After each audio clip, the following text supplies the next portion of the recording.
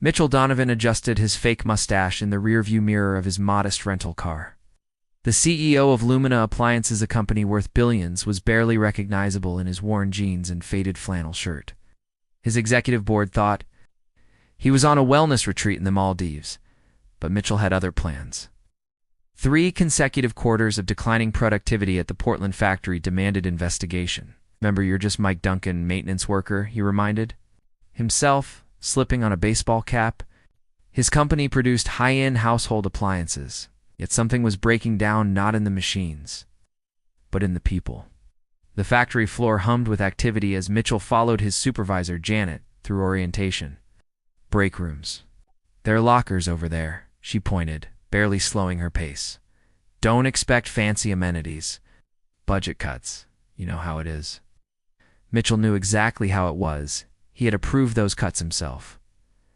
By lunchtime, Mitchell's hands were already blistered from tightening screws on assembly line stations. He watched workers file into the break room, noticing how they clustered together, their conversations hushed and strained. That's when he saw her in the corner of the break room.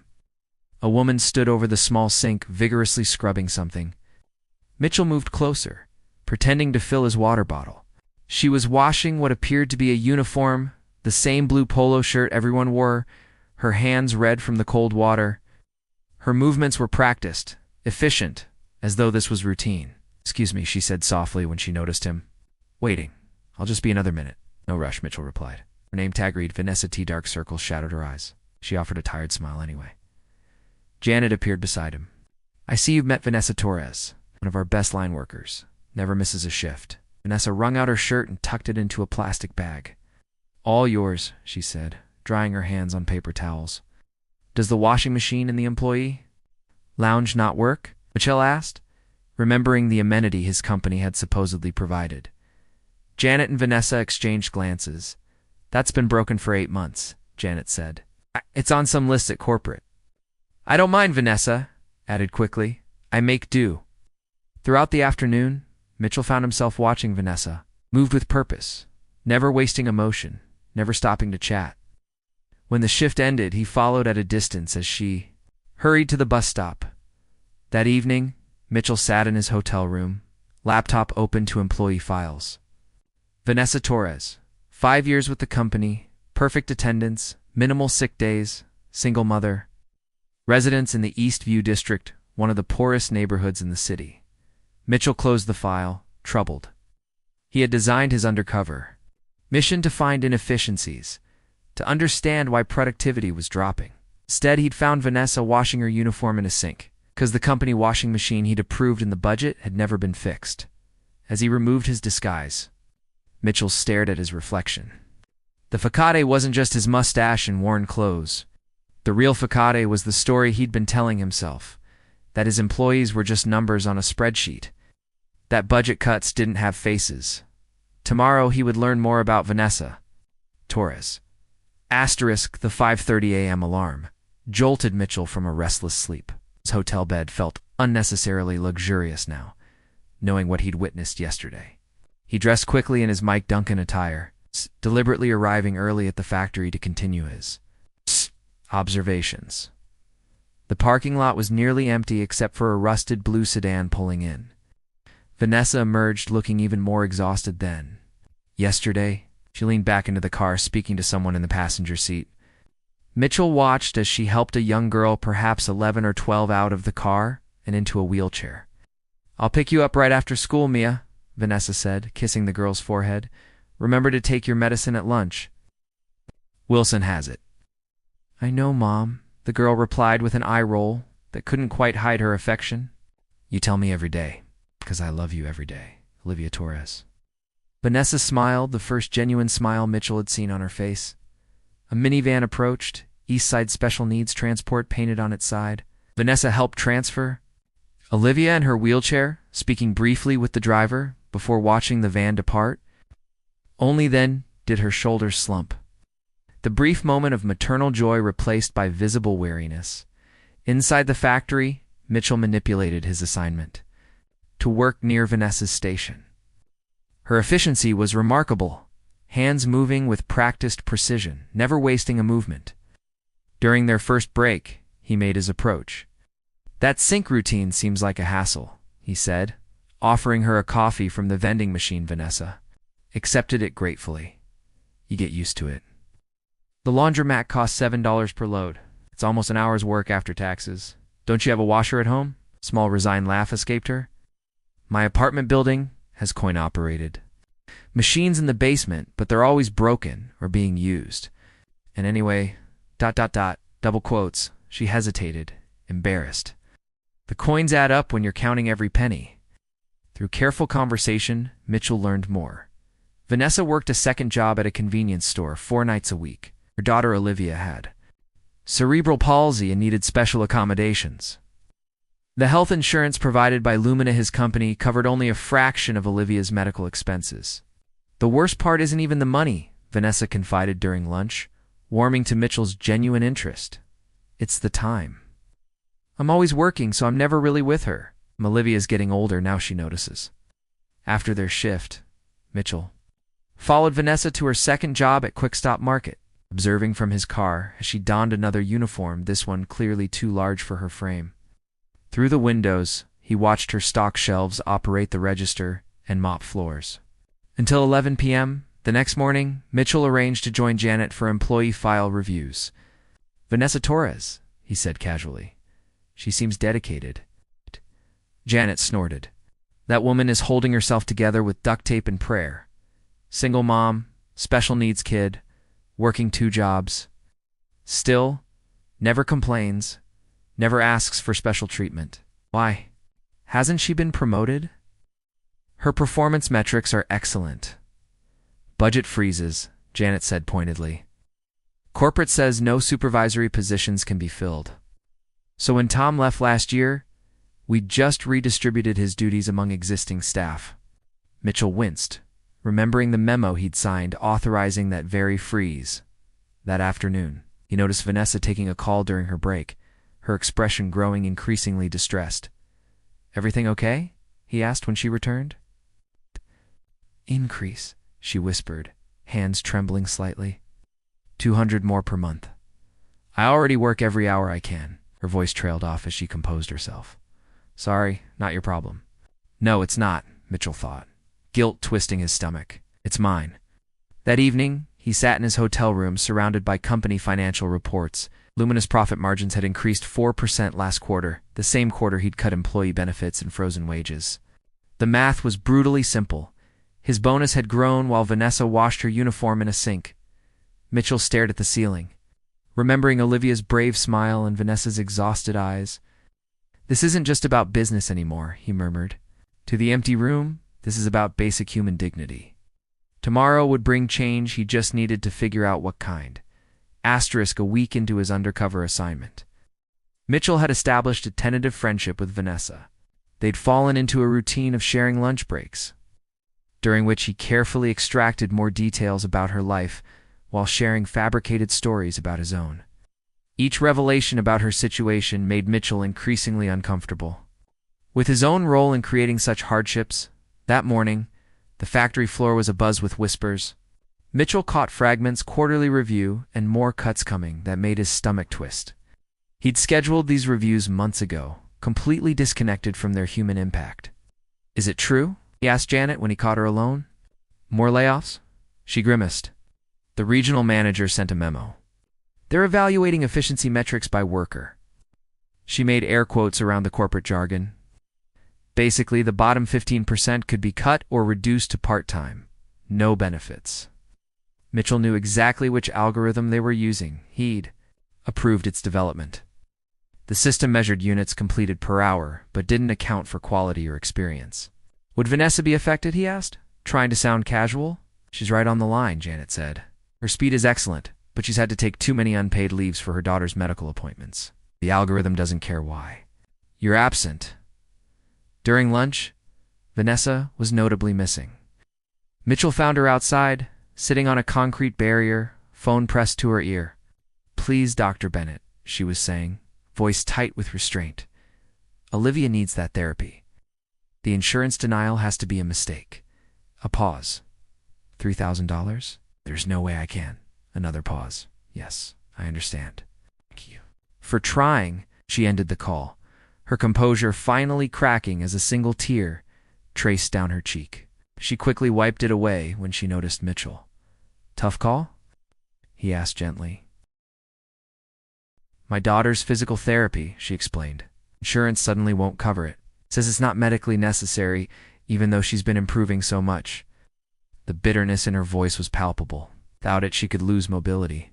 She's worked so hard to gain. Mitchell felt physically ill. He had personally approved the insurance policy changes 6 months ago, tightening the definition of medical necessity to reduce company costs. Before he could respond, Vanessa's phone rang again. This call was even shorter and clearly worse. That was my landlord, she said hollowly after hanging up. The rent increase isn't negotiable. He's already found someone willing to pay the new rate. I have 30 days to move. Can you find another place?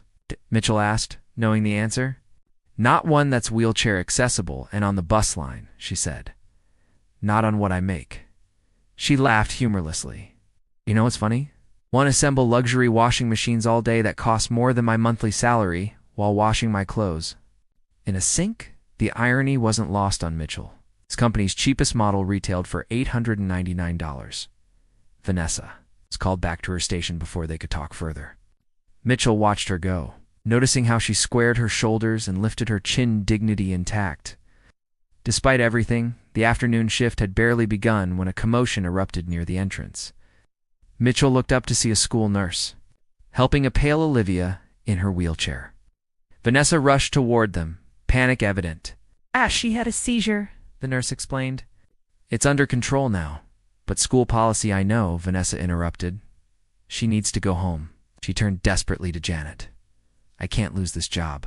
If I leave now, you know the policy, Janet said regretfully, is unscheduled departures. Count against your metrics. Mitchell watched the impossible choice play out on Vanessa's face, her daughter or her job.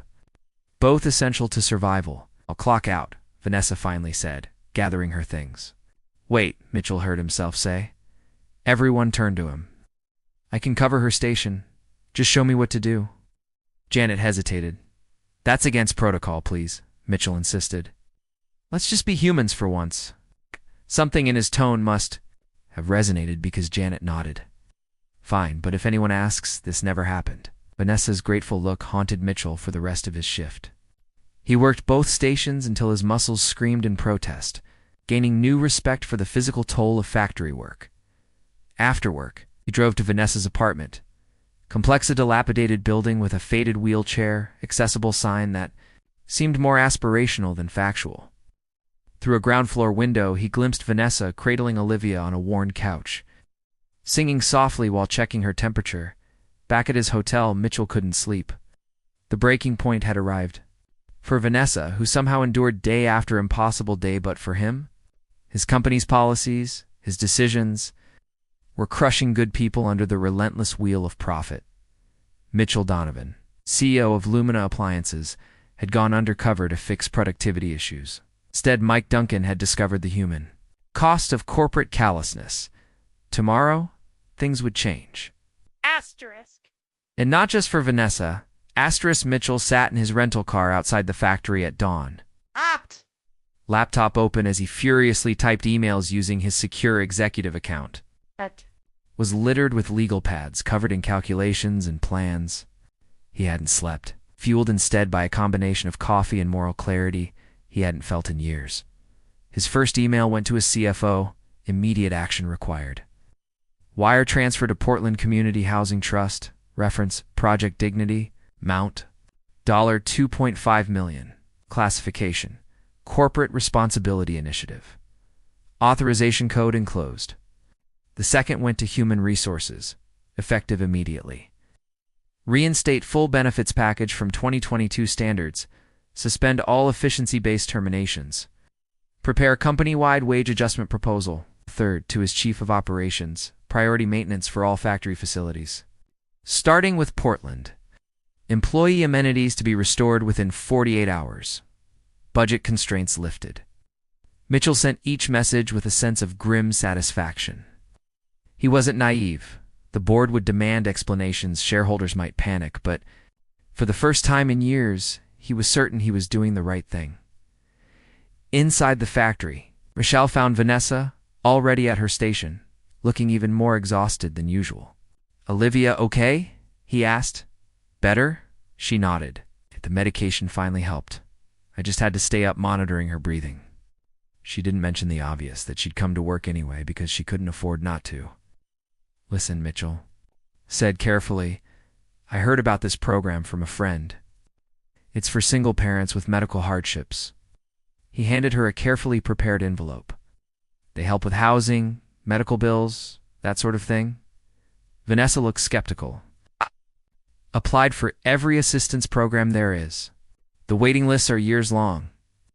"This one's different," Mitchell insisted. "Just call the number inside, today if you can." Before she could respond, the factory manager appeared, looking bewildered. "Attention everyone," he called. "Received some ... unusual orders from corporate headquarters." The workers gathered, expressions guarded. Good news rarely came from corporate. Effective immediately. All employee health benefits are being upgraded. The broken equipment in the break room will be replaced today.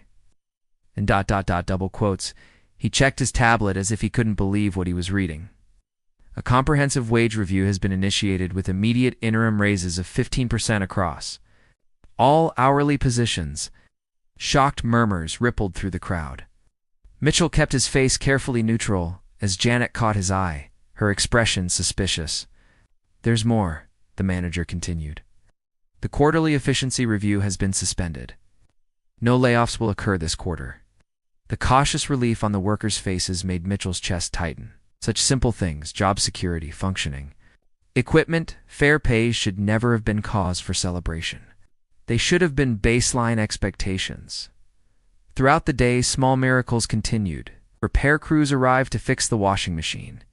A human resources representative appeared to help employees navigate their improved benefits.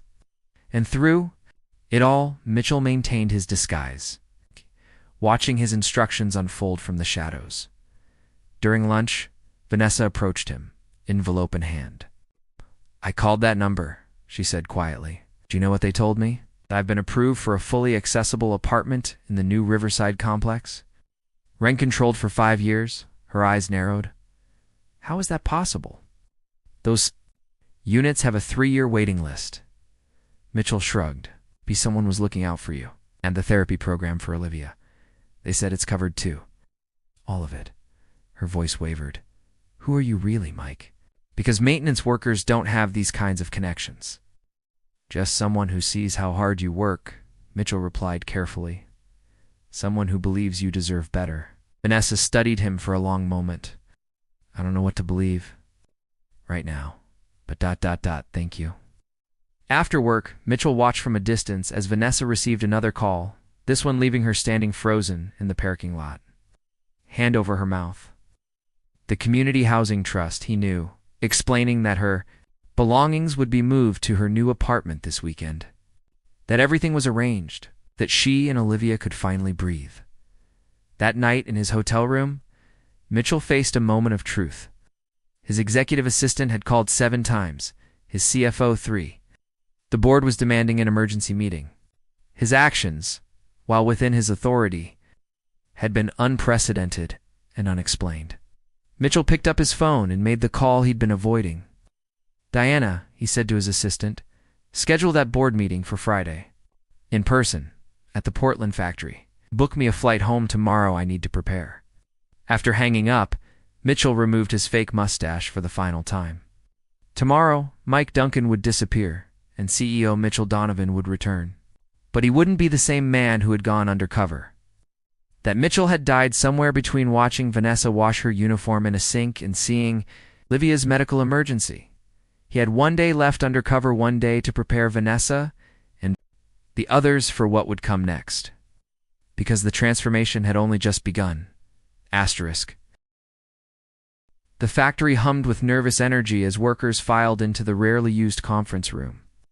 Rumors of a special all-hands meeting with the executive board had spread like wildfire.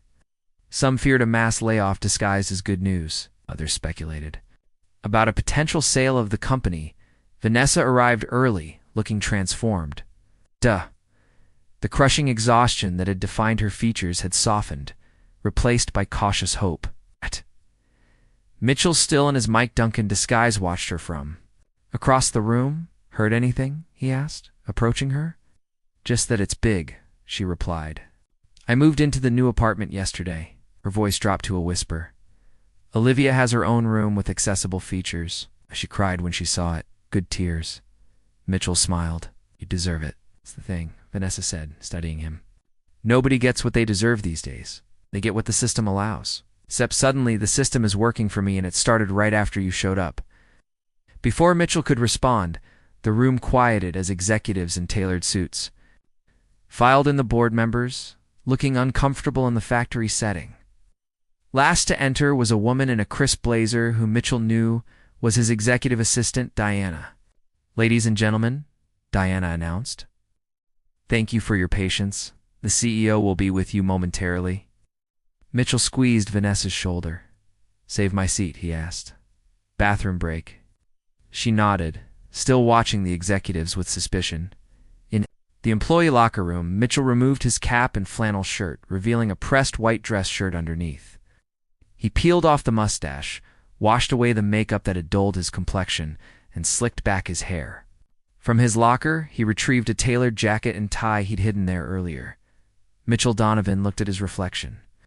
For 2 weeks, he'd been invisible to the power structures he commanded.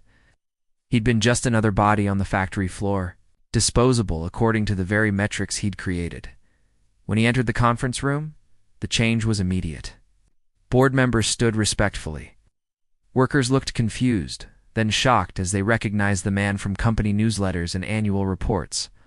Only Janet seemed unsurprised, nodding as if confirming a long-held suspicion. Mitchell took his place at the front of the room. His eyes found Vanessa, who stared at him with dawning comprehension, and he noted with a pang betrayal. For those who don't know me, he began, I'm Mitchell Donovan, CEO of Lumina Appliances. He paused. But for the past 2 weeks, I've been Mike Duncan, maintenance worker at this factory. Murmurs rippled through the crowd. Came here to understand why productivity was declining. What I found instead was a workforce being crushed by the very policies I had approved. I found dedicated employees working second jobs because we don't pay living wages. I found people washing their uniforms in sinks because equipment I budgeted for was never repaired.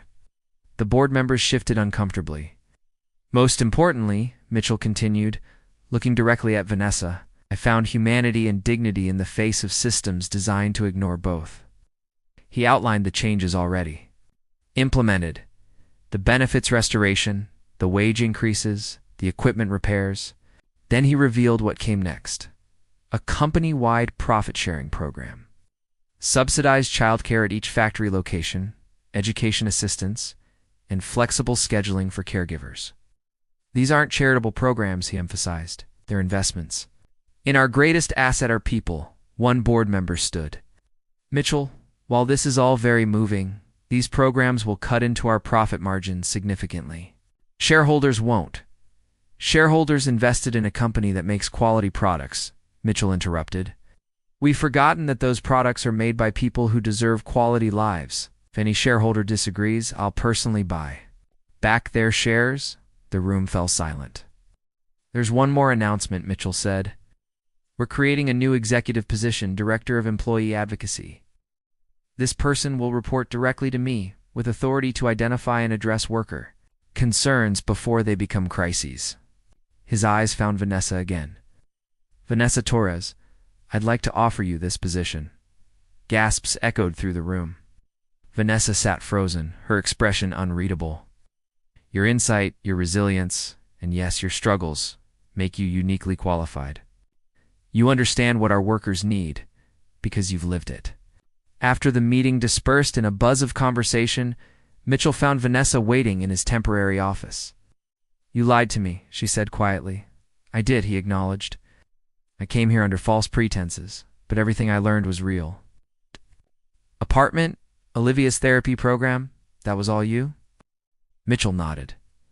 The beginning of systemic change, not charity. The job offer is genuine. We need your voice in the boardroom. Vanessa was silent for a long moment. Why me?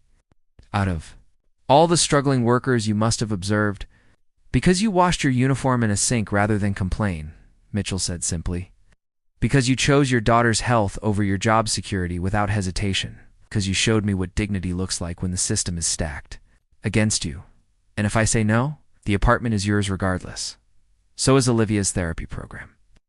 You've earned both many times over. But I hope you'll say yes, not for me, but for everyone else, still washing their uniforms in sinks. 2 months later, Mitchell sat across from Vanessa in the boardroom, now a fixture at executive meetings. Her first initiative, a comprehensive transportation program for employees without reliable vehicles, had just been approved unanimously. Next item, Vanessa said, confidence growing with each meeting. The Employee Child Care Center blueprints are ready for review. As the discussion continued, Mitchell's phone buzzed with a text message from his assistant. Olivia's recital starts in an hour. Car waiting downstairs as requested. Mitchell caught Vanessa's eye and nodded slightly. They both had promised to attend CEO and executive director together, supporting the young girl whose mother's dignity had transformed not just her life, but an entire company. What had begun with a woman washing clothes in a sink had rippled outward, touching hundreds of lives. Not through charity, but through something far more powerful: recognition of basic human dignity and the courage to defend it. Even against systems designed to ignore it. Mitchell Donovan had gone undercover to find what his company had lost. What he discovered instead was what he himself had lost along the way and found again, thanks to Vanessa Torres. Asterisk.